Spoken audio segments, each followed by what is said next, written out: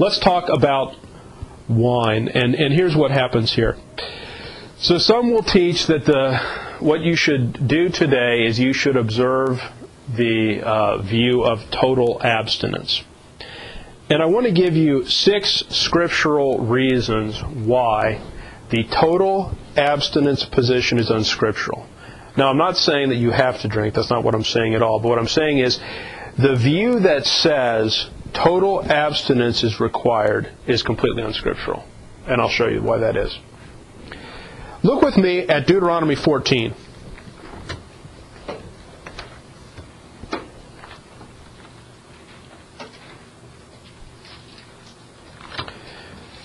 With a lot of the, look at Deuteronomy 14. Deuteronomy 14, verse 22. Thou shalt truly tithe all the increase of thy seed that the field bringeth forth year by year. And thou shalt eat before the Lord thy God in the place which he shall choose to place his name there, the tithe of thy corn and of thy wine and of thine oil, and the firstlings of thy herds and of thy flocks, that thou mayest learn to fear the Lord thy God always. And if the way be too long for thee, so that thou art not able to carry it, or if the place be too far from thee, which the Lord thy God shall choose to set thy name there, when the Lord thy God hath blessed thee, then shalt thou turn it into money, and bind up the money in thine hand, and shalt go unto the place which the Lord thy God shall choose. Well, let's make sure we understand what's going on here. There's more than one tithe in the Old Testament. The tithe that's being described there is the festival tithe. So in other words, it's a tithe, it's a tenth of all thine increase, it says there, of seed, of the field that bringeth forth, etc., of corn, wine. And what they do is they would take a tenth of that, or if the place where they were going to observe it was too far away, they'd turn it into money, they'd sell it, and then carry the money with them. But the point is this tithe, this tenth, is used for the purpose of observing the festival. Now notice what verse 26 says. And thou shalt bestow that money for whatsoever thy soul lusteth after. See, this tithe is actually a pretty fun tithe. This is essentially a vacation tithe. You take a tenth of it, you're going to go on this vacation, and you know what you're going to do? Whatever it is you want. I mean, isn't that what it says? Whatsoever thy soul lusteth after, for oxen or for sheep. In other words, you're going to buy whatever food you want. And then what does it say? Or for wine, or for strong drink, or for whatsoever thy soul desireth. And thou shalt eat there before the Lord thy God, and thou shalt rejoice, thou and thine household. Now let me ask you a question. Does the Old Testament law teach total abstinence? It plainly does not. And in fact, verse 26 is written as a command, doesn't it? Thou shalt. Now maybe that offends your religious sensibilities. But God's not going to apologize for offending your religious sensibilities. Isn't that what it says? Deuteronomy 16. Deuteronomy 16, verse 13. Thou shalt observe the feast of tabernacles 7 days, after that thou hast gathered in thy corn and thy wine. And thou shalt rejoice in thy feast, thou and thy son and thy daughter, and thy manservant and thy maidservant, and the Levite, the stranger and the fatherless and widow that are within thy gates. 7 days shalt thou keep a solemn feast on the Lord thy God in the place which the Lord shall choose, because the Lord thy God shall bless thee in all thine increase and all the works of thine hands. Therefore thou shalt surely rejoice. So let's go to 1 Timothy 5. Now I want to make an observation while you're turning to 1 Timothy. Typically what happens is the Old Testament is far more stringent than grace, right? So if the Old Testament says, and in fact commands you to drink wine or strong drink at the festival, what are the odds that total abstinence is the position under grace? Well, look at it this way. Does the Old Testament law forbid a lot of things that grace doesn't? Yes. Hundreds and hundreds. Right? 1 Timothy chapter 5. 1 Timothy chapter 5, verse 23. Notice what Paul says to Timothy. Drink no longer water, but use a what? Little wine for thy stomach's sake and thine often infirmities. Paul specifically, therefore, there instructs Timothy to use a little wine. Now, he's not commanding him to be drunk. I don't want to be misunderstood. But what I'm trying to emphasize here is the total abstinence position is not something that is scriptural, and it's more important to be scriptural than to follow man's traditions. Following man's traditions is putting yourself under the religious opinions of men. And that is a mistake to do. Look with me at Leviticus chapter 10, verse 8.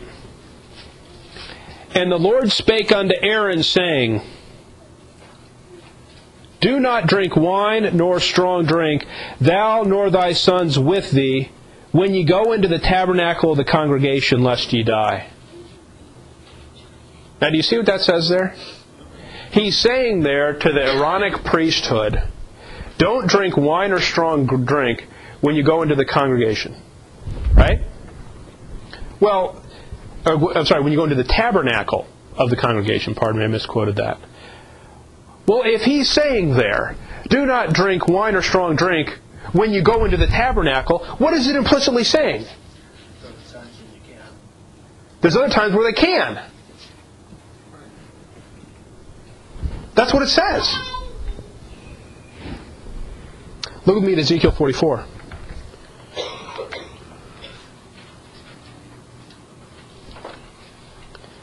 Ezekiel 44. Ezekiel 44, verse 21. Ezekiel 44, 21. Neither shall any priest drink wine, what does it say? When they enter into the inner court. Well, guess what? Can they drink wine in the outer court? Can they drink wine when they're completely outside of the tabernacle? That's what those verses mean. Now, I realize those verses may be contrary to people's traditions. It may be contrary to what you think is right. Nonetheless, that's what the verses say. Look at Numbers 6. Numbers chapter 6. Numbers 6, verse 2. Starting in verse 1. And the Lord spake unto Moses, saying, Speak unto the children of Israel, and say unto them, When either man or woman shall separate themselves to vow a vow of a Nazarite, to separate themselves unto the Lord, he shall separate himself from wine and strong drink, and shall drink no vinegar of wine or vinegar of strong drink. Neither shall he drink any liquor of grapes, nor eat moist grapes or dried. Number 6 is about someone taking a Nazarite vow. If you take a Nazarite vow, you can't even eat raisins. Right? I don't think you should eat raisins under any circumstance, personally.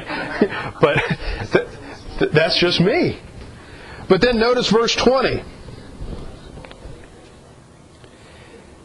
And the priest shall wave them for a wave offering before the Lord. This is holy for the priest, with the wave breast and heave shoulder. And after that, the Nazarite what?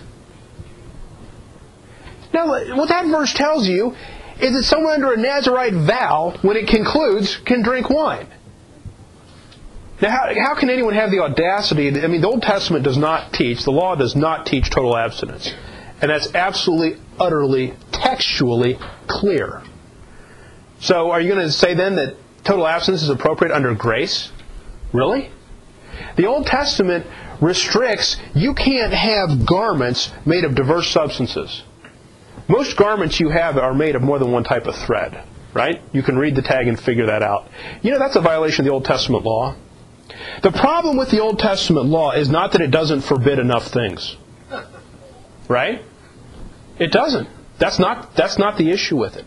Well, to come up with the idea that grace requires total abstinence is completely, utterly unscriptural.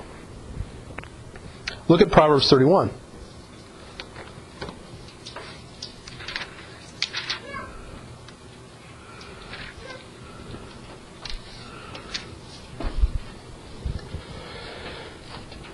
Proverbs 31, verse 6. Now, I'll just say as we look at this, people contort verses and use them to their own devices, and you should always be wary of that. Proverbs 31, verse 6, Give strong drink unto him that is ready to perish, and wine unto those that be of heavy hearts. Let him drink and forget his poverty, and remember his misery no more. The point is there is a use for wine under that economy for that purpose. Finally, get Colossians 2. Colossians 2:16. Let no man therefore judge you in meat or in what? Drink. So can someone judge you in drink today? And the answer ought to scripturally be no. Get with me 1 Timothy 3. Actually, get Ephesians 5.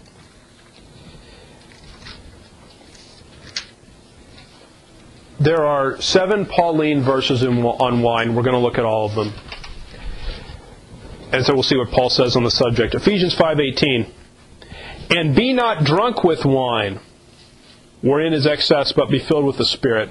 Now, just to state the obvious, if you weren't supposed to drink at all, it wouldn't say, and be not drunk with wine. What would it say? Don't drink at all. But that's not what it says. It says, be not drunk. By the way, when Colossians 2:16 says, let no man judge you in meat or in drink, it's clear that it doesn't contemplate total abstinence. We looked at 1 Timothy 5:23 where it says, use a little wine. Look at 1 Timothy 3:8.